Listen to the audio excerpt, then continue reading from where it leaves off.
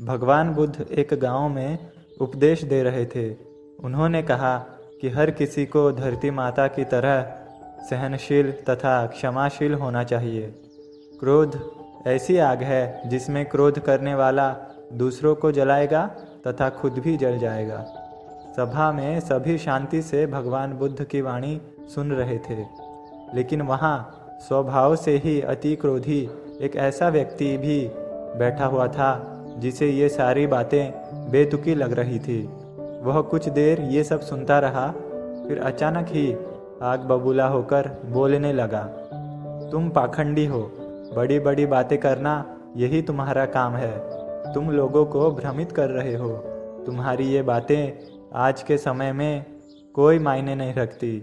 ऐसे कई कटु वचनों को सुनकर भी भगवान बुद्ध शांत रहे।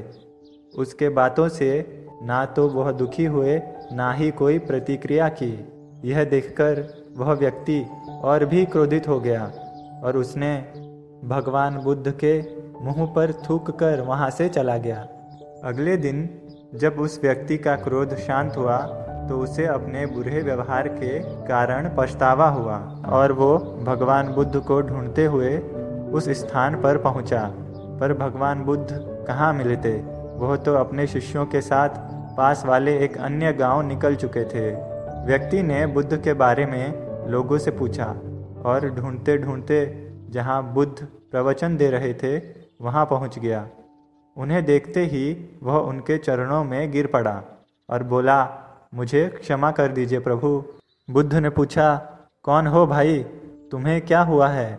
क्यों क्षमा मांग रहे हो? उसने कहा, क्या आप भूल गए?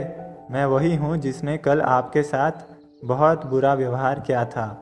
मैं शर्मिंदा हूँ। मैं मेरे दुष्ट आचरण के लिए क्षमा याचना कर रहा हूँ। भगवान बुद्ध ने प्रेम पूर्वक कहा, बीता हुआ कल तो मैं वहीं छोड़कर आ गया हूँ और तुम अभी भी वहीं अटके हुए हो। तुम्हें अपनी गलती का आभास हो गया। तुमने पश्चाताप कर लिया। तुम निर्मल हो चुके हो। अब तुम आज में प्रवेश करो। बुरी बातें तथा बुरी घटनाएं याद करते रहने से वर्तमान और भविष्य दोनों बिगड़ते जाते हैं। बीते हुए कल के कारण आज को मत बिगाड़ो। उस व्यक्ति का सारा बोझ उतर गया। उसने भगवान बुद्ध के चरणों में पड़कर क्रोध त्याग का तथा क्षमाशील का संकल्प लिया। बुद्ध ने उसके मस्तिष्क पर आशीष का हाथ रखा। उस दिन से उसमें परिवर्तन आ गया और उसके जीवन में सत्य, प्रेम व करुणा की धारा बहने लगी।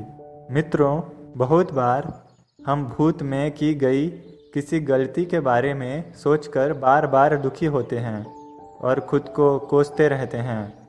हमें ऐसा कभी नहीं करना चाहिए। गलती का बोध हो जाने पर हमें उसे कभी ना दोहराने का संकल्प लेना चाहिए और एक नई ऊर्जा के साथ वर्तमान को सुदृढ़ बनाना चाहिए।